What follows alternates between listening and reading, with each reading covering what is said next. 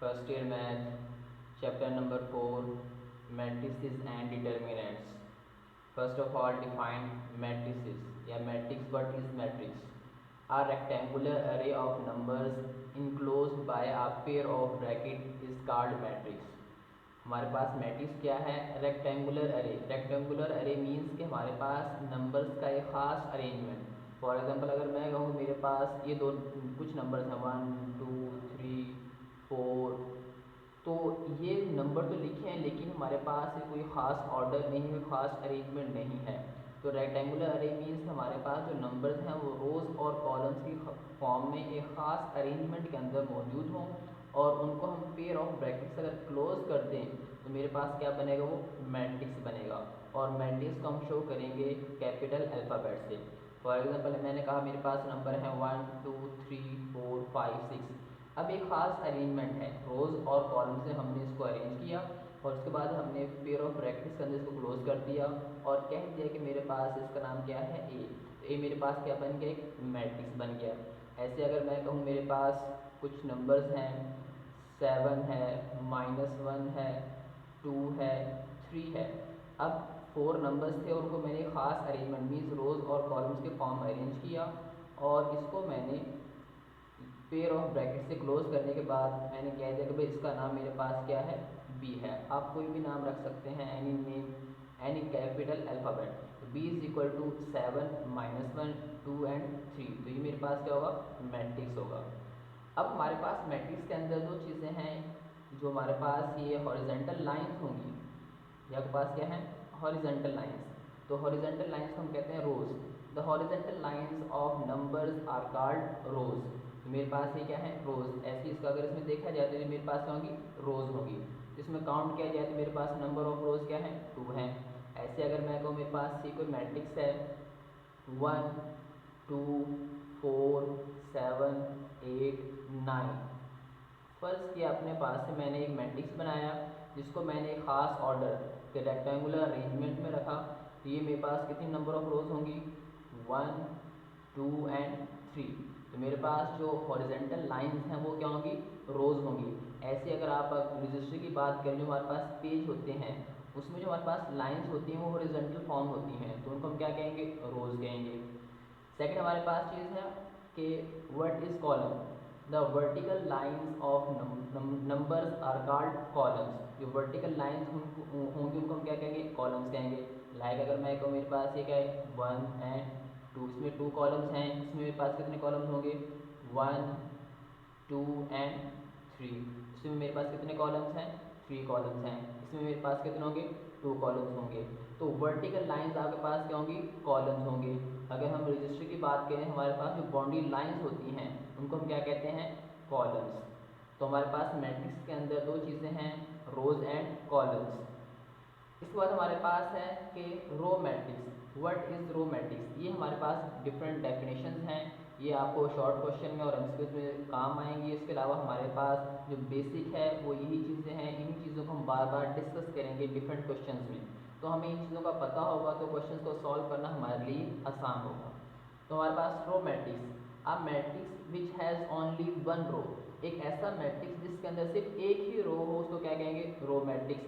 जैसे मैंने कहा कि मेरे पास A is equal to A11 A12 A13 and so on A1n। या अगर मैं ऐसे कह दूँ मेरे पास ए एक सेट है 1 4 3। इसको आप ब्रैकेट के अंदर क्लोज कर दें, मेरे पास क्या बन गया? एक रो मैट्रिक्स। इसमें जस्ट एक ही रो है। यहाँ देखिए हमारे पास 1 और 2, ये रो मैट्रिक्स नहीं है क्योंकि इसमें एक से ज़्यादा रोज आ गई। हमने क्या कहा? A matrix which has only one row. एक ऐसा मैट्रिक्स जिसके अंदर सिर्फ एक ही रो हो उसको क्या कहेंगे? रो मैट्रिक्स कहेंगे। ऐसे आप अगर बी लेट करना चाहें, B is equal to matrix में बनाना चाहूँ मेरे पास क्या होगा? फर्स्ट है मेरे पास 2 -1 एंड 0। इसको आप ब्रैकेट के अंदर क्लोज कर दें जिसमें जस्ट एक ही रो है तो मेरे पास क्या बनेगा? ये रो मैट्रिक्स होगा। कॉलम मैट्रिक्स, कॉलम मैट्रिक्स हमारे पास क्या होता है? A matrix which has only one column. एक ऐसा मैट्रिक्स जिसके अंदर सिर्फ एक ही कॉलम हो, एक से ज़्यादा कॉलम्स ना हो उसको क्या कहेंगे? Column matrix. अगर मैं इसकी बात करूँ इसमें मेरे पास 1 2 3 कॉलम्स हैं तो ये कॉलम मैट्रिक्स नहीं है। 1 2 इसमें भी 2 है, इस कॉलम मैट्रिक्स नहीं होगा। ये 1 एंड 2 इसमें भी वन से ज़्यादा है तो कॉलम मैट्रिक्स नहीं होगा। तो कॉलम मैट्रिक्स क्या है, which has only one column, like मेरे पास general B is equal to A11 A21 and so on AM1। या अगर मैं सिंपल वर्डिंग में या सिंपल में लिखूँ क्या मेरे पास 1 2 एंड -3, इसमें मेरे पास नंबर ऑफ कॉलम्स कितने हैं, जस्ट एक है, तो इसको क्या कहेंगे, कॉलम मैट्रिक्स। अगर मैं एक और कॉलम मैट्रिक्स बनाना चाहूँ, उसको मैंने सी का नाम रखा है, मेरे पास क्या होगा -2 3 एंड -4, तो आपके पास क्या होगा, ये कॉलम मैट्रिक्स, इसमें सिर्फ एक ही कॉलम हो। इस तरह के मैट्रिक्स को क्या कहेंगे, कॉलम मैट्रिक्स। ये हमारे पास एक जनरल मैट्रिक्स है A11 A12 A13 so on A1n and A21 A22 A23 and so on. यहाँ मेरे पास इसमें जो नंबर ऑफ रोज हैं उसको मैंने नाम दिया है कि m, और जो नंबर ऑफ कॉलम्स है उसको मैंने n का नाम रखा है। m is equal to number of rows and n number of columns. इसमें मेरे पास m नंबर ऑफ रोज हैं और n नंबर ऑफ कॉलम्स हैं।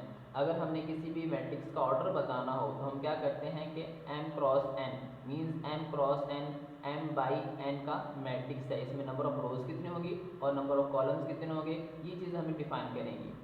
और मैट्रिक्स के अंदर जितने भी नंबर्स होंगे उसको हम क्या कहते हैं, entries are elements. the numbers used in rows or columns are said to be the entries are elements of the matrix। जो मेरे पास नंबर्स रोज और कॉलम्स के फॉर्म में जितने भी जो नंबर्स होंगे उनको हम क्या कहेंगे, वो मैट्रिक्स के क्या हैं, एंट्रीज हैं या एलिमेंट्स हैं। इसके बाद हमारे पास है रेक्टेंगुलर मैट्रिक्स। रेक्टेंगुलर जैसे हमें नाम से ही वाज़ेह है कि एक ऐसी शेप जिसमें चारों साइडें आपस में इक्वल ना हो, मीन्स के ऑर्डर सेम ना हो। If m not equal to n, कि m और n number of rows and number of columns आपस में इक्वल ना हो, then the matrix is called the rectangular matrix of order m cross n or m by n। Order को हम m cross n से भी show करते हैं और हम m by n से, आप जिस मर्जी तरीके से शो कर सकते हैं। इसकी मिसाल मेरे पास क्या होगी, मेरी मैट्रिक्स बनाता हूँ 1 2 3 4 5 6, ये मेरे पास एक मैट्रिक्स है, इसको मैंने ए का नाम दे दिया। अब इसमें देखें, हमने कहा था कि नंबर ऑफ रोज और नंबर ऑफ कॉलम्स इक्वल नहीं होने चाहिए। आपने ज़हन में रखना है कि m मेरे पास नंबर ऑफ रोज हैं, n मेरे पास नंबर ऑफ कॉलम्स हैं। इसमें नंबर ऑफ रोज चेक करें 1 एंड 2, तो मेरे पास नंबर ऑफ रोज मेरे पास कितनी है 2, और कॉलम मेरे पास कितने 1 2 3, तो नंबर ऑफ कॉलम्स मेरे पास कितने हैं 3। तो m not equal to n means के 2 नॉट इक्वल टू 3। ऐसे अगर आप बनाना चाहें तो मेरे पास एक बी मेरे पास के मैट्रिक्स है 1 -1 2 4 9 -7, ये मेरे पास क्या एक रेक्टेंगुलर मैट्रिक्स है। इसमें देखें number of rose 1 2 3 number of rows हैं और 2 मेरे पास कॉलम्स हैं। तो जिसमें नंबर ऑफ रोज और नंबर ऑफ कॉलम्स आपस में इक्वल ना हो उसको क्या कहेंगे, रेक्टेंगुलर मैट्रिक्स।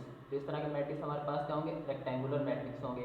ऐसे अगर आप ये लेना चाहें मेरे पास जो ये आप रो मैट्रिक्स या कॉलम मैट्रिक्स, वो भी क्या है, रेक्टेंगुलर मैट्रिक्स ही होंगे। ये भी क्या है मेरे पास रेक्टेंगुलर मैट्रिक्स में एक रो है और 3 कॉलम्स हैं। सेकंड हमारे पास है स्क्वायर मैट्रिक्स।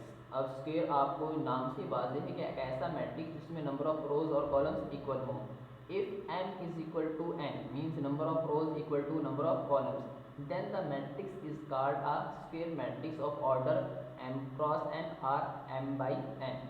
अब मेरे पास स्क्वायर मैट्रिक्स क्या है, जिसमें रोज और कॉलम सेम हो 1 3 5 4। मेरे पास ये क्या है, मैट्रिक्स है जिसमें नंबर ऑफ रोज 1 एंड 2, मेरे पास m क्या है 2, कॉलम्स मेरे पास कितने 1 एंड 2, n भी क्या है मेरे पास 2, तो m is equal to n। ये मीन्स के नंबर ऑफ रोज और नंबर ऑफ कॉलम्स सेम होंगे, एक जैसे होंगे, इक्वल होंगे, तो हम कहेंगे वो मेरे पास मैट्रिक्स क्या होगा, स्क्वायर मैट्रिक्स होगा। ये 2/2 का था, अगर आप 3/3 को बनाना चाहें तो आपके पास क्या होगा 1 4 -7 3 2 1। आप कोई भी नंबर ले सकते हैं, मैं जनरल बात कर रहा हूँ कि मेरे पास ये मैट्रिक्स है। अब इसमें नंबर ऑफ रोज और कॉलम देखें 1 2 3, नंबर ऑफ रोज 3 हैं, कॉलम मेरे पास 1 2 3, तो दो कॉलम मेरे पास कितने 3 हैं। अगर मेरे पास नंबर ऑफ रोज और नंबर ऑफ कॉलम सेम हो, इक्वल हो, तो मैं कहूँगा मेरे पास वो मैट्रिक्स कौन सा होगा, स्क्वायर मैट्रिक्स। ये 2/2 का है, ये 3/3 एंड सो ऑन। अब यहाँ मैंने एक मैट्रिक्स लिया है, square matrix A11, A12, A13, A21, A22, A23, A31, A32 and A33। ये मेरे पास एंट्रीज हैं। मैंने कहा था कि हमारे पास कोई भी मैट्रिक्स है उसके अंदर जितने भी नंबर्स होंगे वो उस मैट्रिक्स के क्या कहलाएंगे, एंट्रीज आर एलिमेंट्स होंगे। तो आप इनको एलिमेंट्स भी कह सकते हैं, आप इनको एंट्रीज भी कह सकते हैं। तो इसमें मेरे पास ये डायगोनल 1 1 2 2 3 3, ये 1 1 2 2 3 मेरे पास क्या है, डायगोनल एलिमेंट है। इस तरह के पास ये भी एक डायगोनल एलिमेंट है, इसको हम कहते हैं प्रिंसिपल डायगोनल। जो मेरे पास ये 1 1 2 2 3 3 ये मेरे पास क्या है, प्रिंसिपल डायगोनल। इसको आप ये भी कह सकते हैं कि लीडिंग डायगोनल और मेन डायगोनल। तो इसके आप थ्री नेम्स हैं, प्रिंसिपल डायगोनल और लीडिंग डायगोनल और मेन डायगोनल। और जो आपके पास ये वाला डायगोनल होता है इसको कहते हैं सेकेंडरी डायगोनल। और डायगोनल के अलावा हमारे पास बाकी एंट्रीज हैं। 1 1 का मतलब I1 और आई आपके पास नंबर ऑफ रोज हैं, जैसे मैंने कहा था कि m नंबर ऑफ रोज हैं, तो ये कि मेरे पास क्या होगा, नंबर ऑफ रोज। और आपके पास n को मैंने पहले नंबर ऑफ कॉलम कहा था, आप इसको j से भी डिनोट कर सकते हैं क्योंकि आगे यूज़ होंगे, इसलिए मैं बता रहा हूँ कि डेफिनेशन में चीज़ें आएंगी। तो ये आपके पास नंबर ऑफ कॉलम्स, तो जी आपके पास क्या है, नंबर ऑफ कॉलम्स। अब हमें पता होना चाहिए कि ये डायगोनल एलिमेंट्स हैं जिसको हम प्रिंसिपल डायगोनल कहते हैं, ये मेरे पास सेकेंडरी डायगोनल है। अब डेफिनेशन है डायगोनल मैट्रिक्स, एक ऐसा मैट्रिक्स, पहली चीज़ डायगोनल मैट्रिक्स के लिए स्क्वायर मैट्रिक्स होना ज़रूरी है। अगर मेरे पास कोई मैट्रिक्स स्क्वायर मैट्रिक्स होगा देन हमने चेक करना है कि डायगोनल है या नहीं। अगर वो स्क्वायर मैट्रिक्स ही नहीं है तो हम डायगोनल की बात ही नहीं करेंगे। तो डायगोनल मैट्रिक्स की मेरी फुल्ली क्या है, एक ऐसा स्क्वायर मैट्रिक्स जिसमें डायगोनल के एलिमेंट्स में से कम कोई एक नॉन जीरो हो और उसके अलावा बाकी सारे क्या हों, जीरोज हों। कहते हैं let A is equal to A I J. A I J मेरे पास एक मैट्रिक्स है, I J be are square matrix. बता दें मेरे पास स्क्वायर मैट्रिक्स है, मीन आई और जे सेम है, 1 1 2 2 3 3, 2 बाई 2 का हो सकता है, यहाँ आई भी 2 और जे भी 2 होगा। 3 बाई 3 मीन्स मेरे पास जिसका ये मैट्रिक्स है तो आई भी 3 और जे भी 3 होगा। A square matrix of order n if aij is equal to 0 for all ai not equal to j। कहता है कि aij is equal to 0, यहाँ जो aij सारे जीरोज होंगे कौन से, जिसमें i और j इक्वल ना हो। जैसे 1 2, ये 1 1 2 2 3 3 तो सेम है, इसमें i और j इक्वल है, i और j आपस में क्या है, इक्वल है। डायगोनल के अलावा जितने भी मेरे पास एलिमेंट्स हैं, जितनी भी एंट्रीज हैं, उनके जो आई और जेस क्या होंगे, डिफरेंट होंगे। ये 1 2 है, ये 1 3 है, ये 2 1 है, ये 2 3 है, ये 3 1 और ये 3 2। जितने मेरे पास एलिमेंट्स होंगे सारे क्या होंगे, सारे के सारे क्या होंगे, जीरोज होंगे। And at least one A I J not equal to 0 for all I is equal to J. और डायगोनल में से कम जो आई और जे सेम है, मीन्स डायगोनल की बात की जा रही है, उसमें से कम एक मेरे पास क्या हो, गैर सिफर हो, नॉन जीरो होना चाहिए।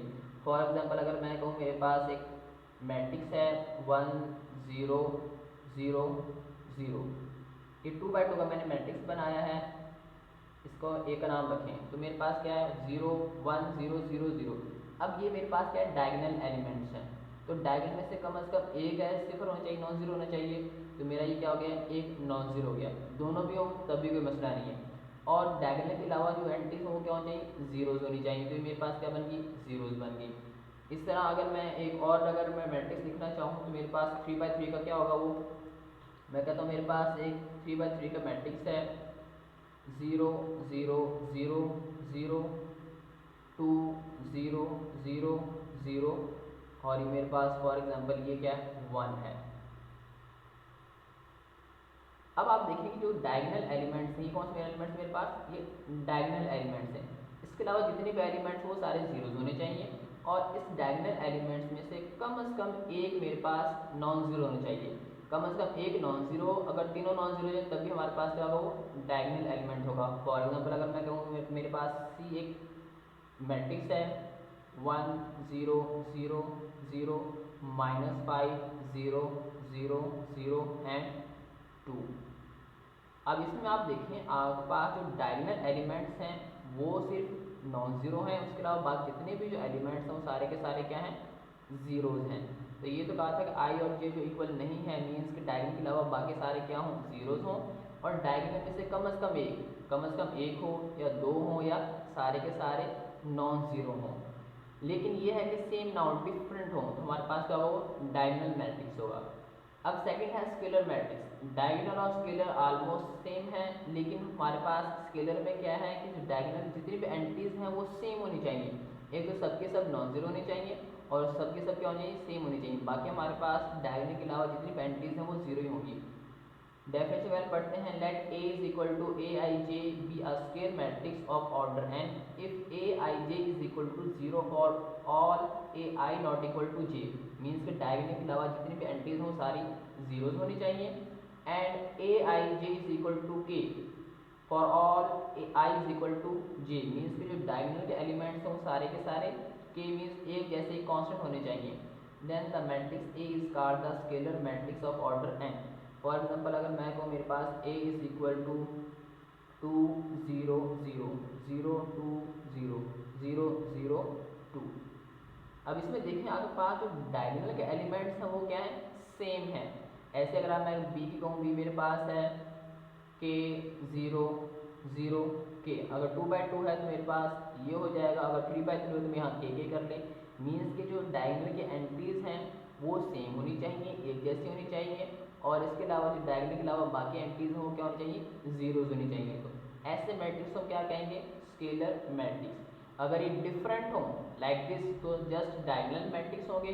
अगर सबके सब सेम हो जाए, एक जैसे हो जाए, तो क्या होगा मेरे पास, स्केलर मैट्रिक्स। नेक्स्ट हमारे पास unit matrix or identity matrix. जैसे हमने स्केलर और डायगोनल मैट्रिक्स पढ़े थे, ये भी हमारे पास सेम वही है। स्केलर में था कि हमारे पास सेम नंबर्स हों, लेकिन आइडेंटिटी या यूनिट मैट्रिक्स में क्या है कि जो हमारे पास डायगोनल के एलिमेंट्स होने चाहिए वो 1 1 होने चाहिए।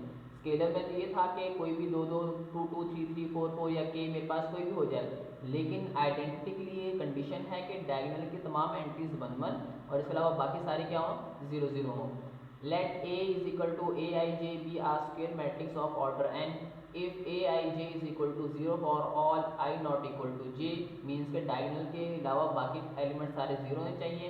And A I J is equal to 1 for all I is equal to जे।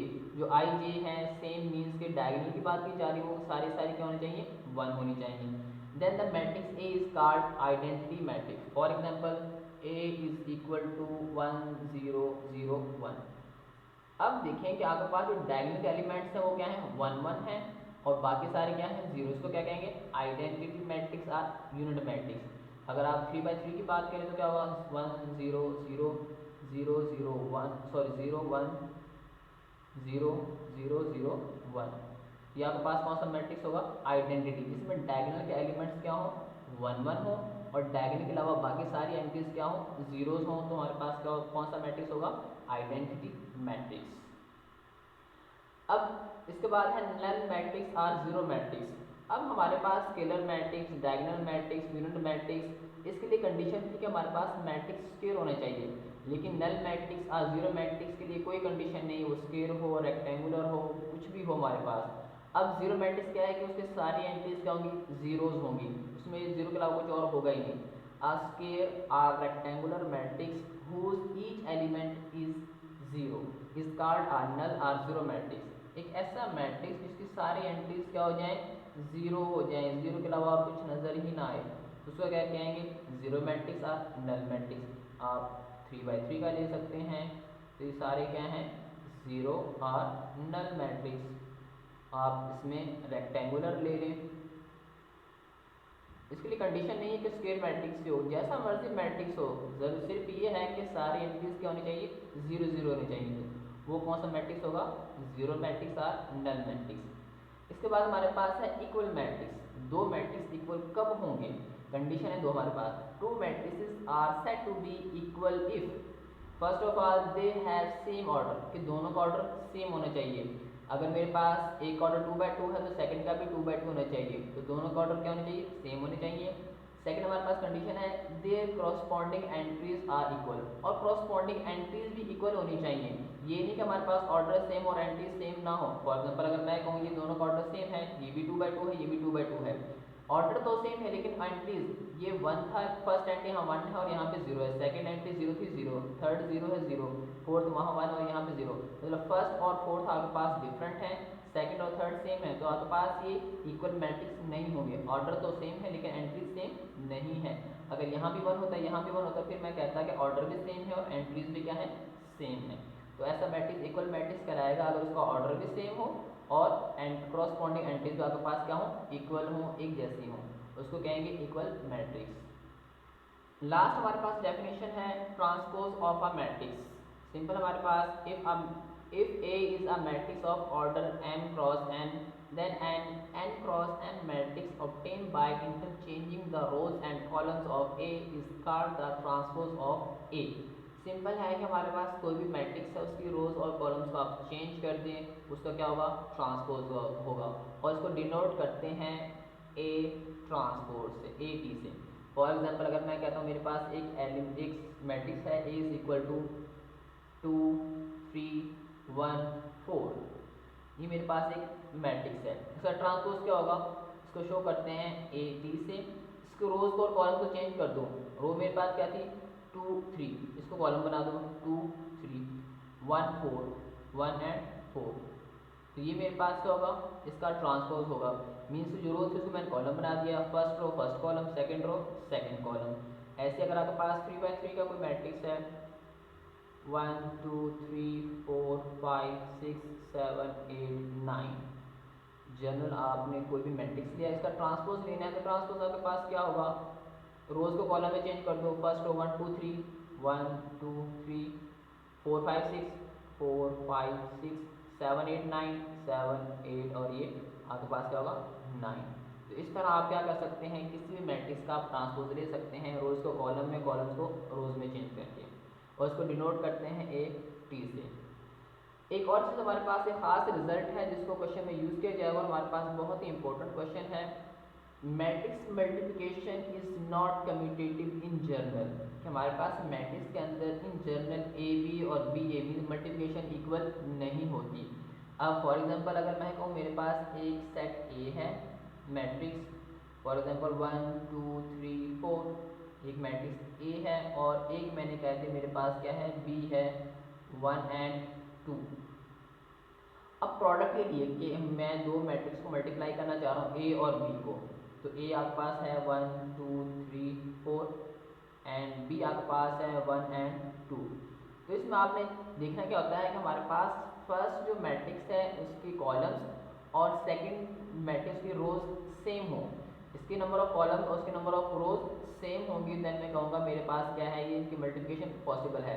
इसमें नंबर ऑफ कॉलम्स कितने हैं 1 एंड 2, सेकंड वाले में नंबर ऑफ रोज कितने हैं 1 एंड 2, तो इनकी मल्टीप्लिकेशन पॉसिबल है।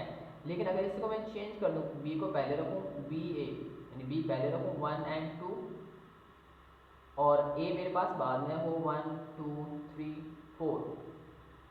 अब मल्टीप्लिकेशन के लिए क्या रूल है कि जो फर्स्ट आपके पास मैट्रिक्स होगा उसके नंबर ऑफ कॉलम्स चेक करने, इसमें नंबर ऑफ कॉलम्स कितने 1 और इसमें नंबर ऑफ सेकंड वाले के नंबर ऑफ रोज, इसमें रोज कितने 1 एंड 2, तो इसमें नंबर ऑफ कॉलम्स इक्वल नहीं है नंबर ऑफ रोज के, तो इसकी मल्टीप्लिकेशन ही पॉसिबल नहीं है। इसलिए इन जनरल हमारे पास मैट्रिक्स के अंदर कम्यूटेटिव प्रॉपर्टी होल्ड नहीं करती, तो A B not equal to B A. Exercise 4.1 question number 1, if A is equal to A I J 3 cross 4 show that A3A is equal to A. Part 2 हमारे पास A I4 is equal to A हमारे पास कोई matrix है 3 multiply by 4 means के 3 रोज हैं और 4 क्या है उसके कॉलम्स हैं, और आपने क्या करना I3 का मतलब जो आइडेंटिटी मैट्रिक्स है ऑफ ऑर्डर 3 यानी 3 by 3 का आपने मैट्रिक्स उसको ए से मल्टीप्लाई करेंगे इस मैट्रिक्स से और हमारा आंसर क्या आना चाहिए ए आना चाहिए। फिर हमने ए को I4 से मल्टीप्लाई करेंगे और आंसर हमारा A4 आएगा, तो हमारे पास इक्वलिटी क्या करेगी होल्ड करेगी। तो हमारे पास गिवन डैट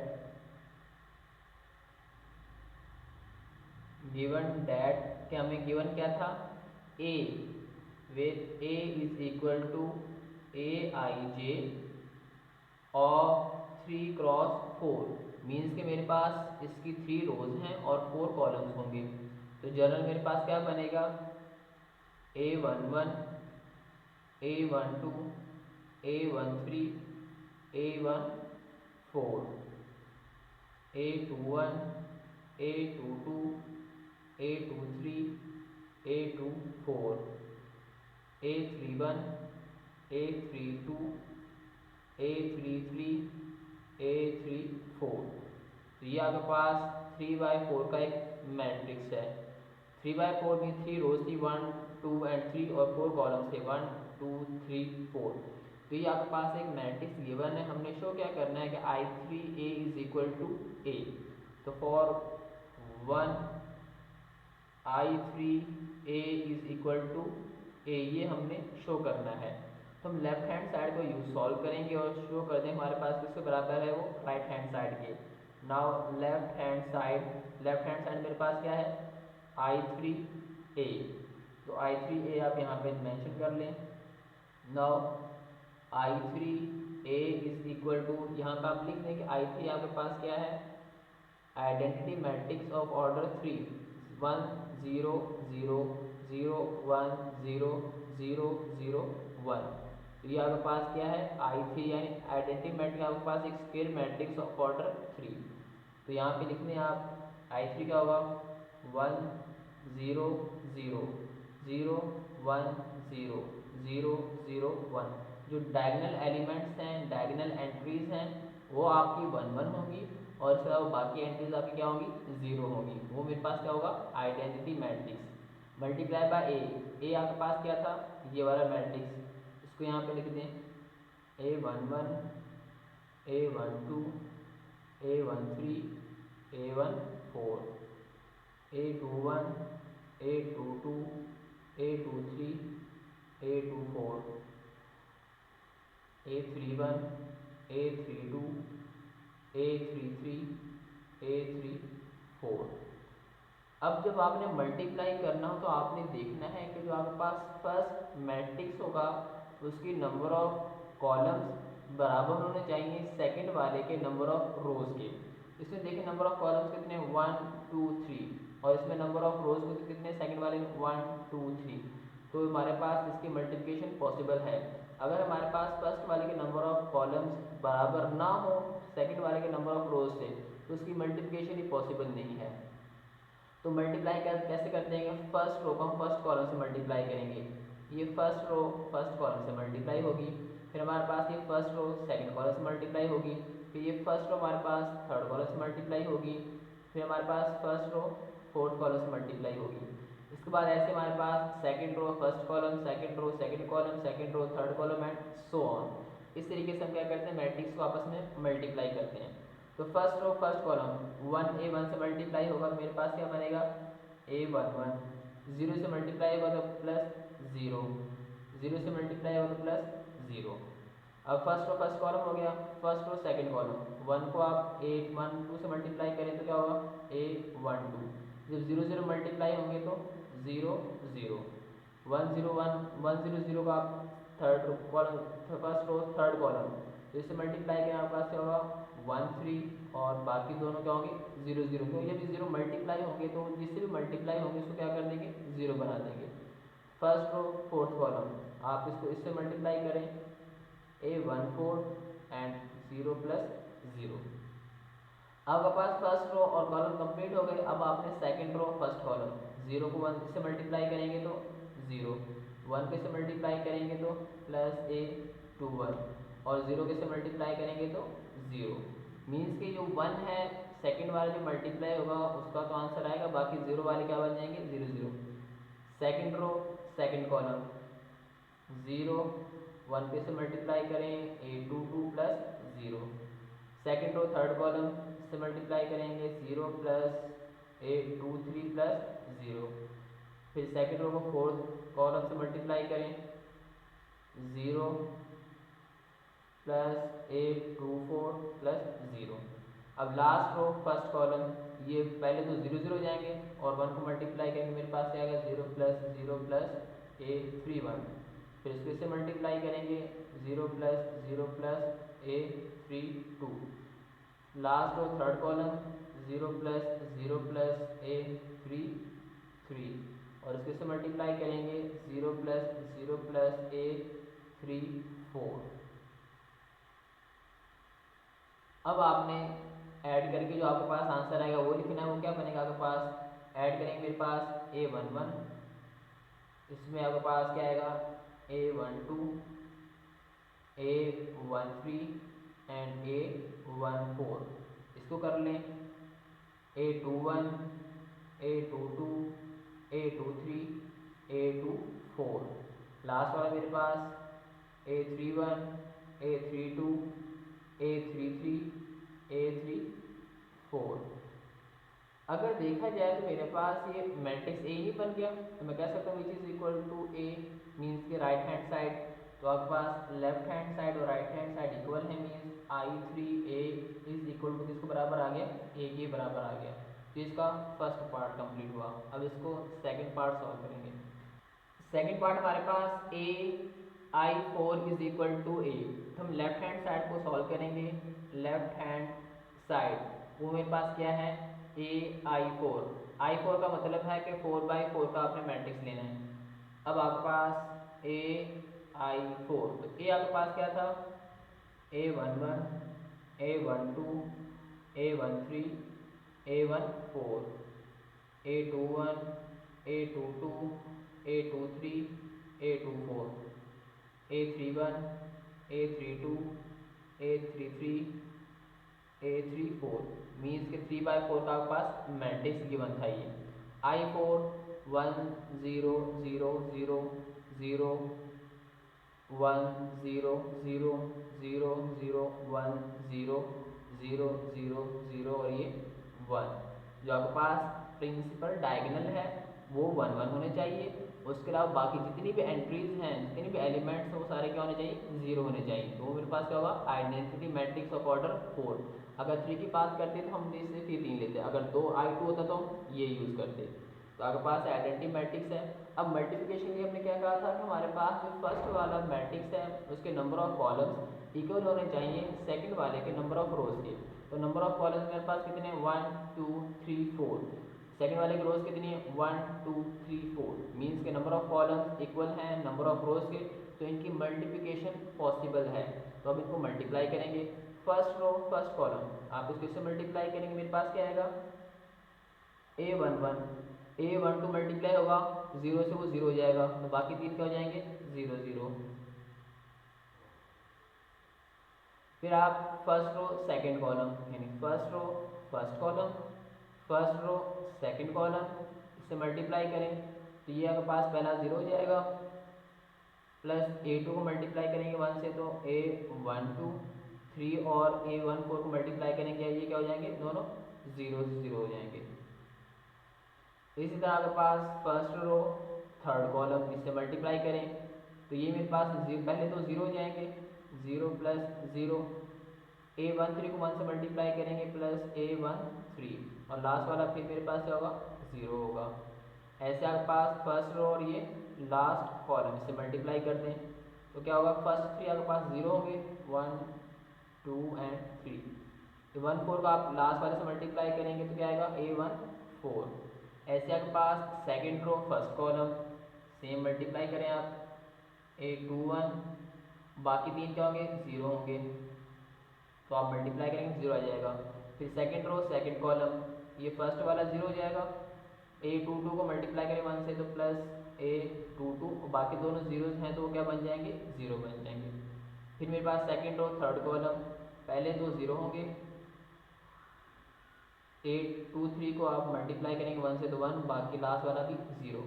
फोर्थ में आपके पास पहले 3 0 होंगे, फिर A24 को 1 से मल्टीप्लाई करेंगे तो A24, फिर मेरे पास लास्ट रो यानी थर्ड रो फर्स्ट कॉलम इसको मल्टीप्लाई करेंगे A31 प्लस 0 प्लस 0 प्लस 0, फिर थर्ड रो सेकंड कॉलम पहला 0 है, 2 3 को 3 A32 को 1 से मल्टीप्लाई करेंगे A32 और बाकी दो मेरे पास क्या हो जाएंगे ये भी 0 हो जाएंगे। फिर मेरे पास third row third column first two 0 होंगे, थर्ड को मल्टीप्लाई करें A33 और लास्ट में 0, लास्ट वाले में मेरे पास फर्स्ट 3 0 होंगे, A34 को मल्टीप्लाई करेंगे आप 1 से तो A34, अब इसको आप सॉल्व कर लें, ऐड करेंगे, मेरे पास क्या होगा, A11, A12, A13, A14, A21, A22, A23, A24, A31, A32, A33, A34। तो ये हमारे पास इसके बराबर था, इक्वल था ए के, which is equal to right hand side. हम कह सकते हैं हमारे पास AI4 इज इक्वल टू क्या आ गया, ए के बराबर होगा। इस तरह क्वेश्चन नंबर 1 आपके पास कंप्लीट हुआ। Question number 2, if a is equal to 0 -1 2 3 2 2 -1 0 4, b c हमें मैट्रिक्स गिवन है, कहता है find a minus B, second आपके पास b माइनस सी, थर्ड आपके पास a माइनस बी, फिर आपने क्या करना है, जो आंसर आएगा उसमें से माइनस सी करेंगे, फिर आपके पास a minus B minus C. तो मैट्रिक्स को ऐड या सब्ट्रैक्ट करने के लिए ज़रूरी है कि हमारे पास जिन दो मैट्रिक्स को आप ऐड कर रहे हैं उन दोनों का ऑर्डर सेम होना चाहिए। तो हमारे पास ये तीन मैट्रिक्स हैं, तीनों का ऑर्डर सेम है 3/3, इसका भी 3/3 ऑर्डर है, इसका भी 3/3, इसका भी क्या है 3/3। तो अगर ऑर्डर सेम है तो इनको आपस में ऐड किया जा सकता है। तो फर्स्ट पार्ट आपके पास a minus B, a minus B is equal to, A आपके पास क्या था 0 -1 2 3 2 2 -1 0 4, माइनस है तो माइनस, बी आपके पास क्या है 2 1 -1 1 2 4 -1 2 एंड 1। अब माइनस करना है तो आपके पास क्या होगा, सिंपल 0 -2 0 -2, यानी फर्स्ट एंट्री में प्लस या माइनस होगी, सेकंड वाली सेकंड में, थर्ड वाली थर्ड में। तो एडिशन में और सब्ट्रैक्शन में हमारे पास सेम एंट्रीज आपस में प्लस और माइनस होंगी। तो 0 फर्स्ट एंट्री है, इसकी फर्स्ट एंट्री मेरे पास 2 है, ऐसे इसकी सेकंड एंट्री मेरे पास -1 है तो इसकी 1 है, इसकी 2 है तो इसकी -2, ऐसे मेरे पास लास्ट 4 है तो इसकी क्या है 1। तो सेम एंट्रीज आपस में ऐड और सब्ट्रैक्ट होंगी। तो -1 -1 2 minus minus plus 1 2 minus minus plus 1 3 -1 2 -2 2 -4 -1 minus minus plus 1 -1 plus 1 0 -2 0 -2 4 -1 4 -1। इसको आप सिंप्लीफाई कर लें, a माइनस बी, इसका आंसर क्या आएगा आपके पास 0 -2 क्या आएगा -2, ये भी -2 2 + 1 3 3 -1 2 2 -2 0, ये -2, ये 0 हो जाएगा, -1 + 1 -2 4 -1 3।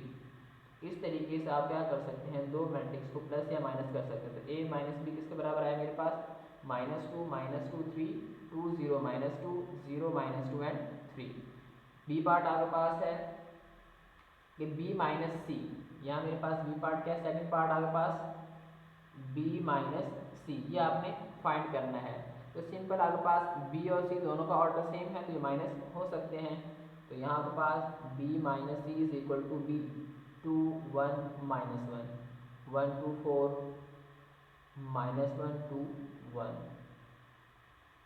माइनस है तो माइनस, सेकेंड आपके पास सी आपके पास क्या है 1 0 2 -2 -1 5 0 3 4 -1, इनको माइनस कर लें 2 -1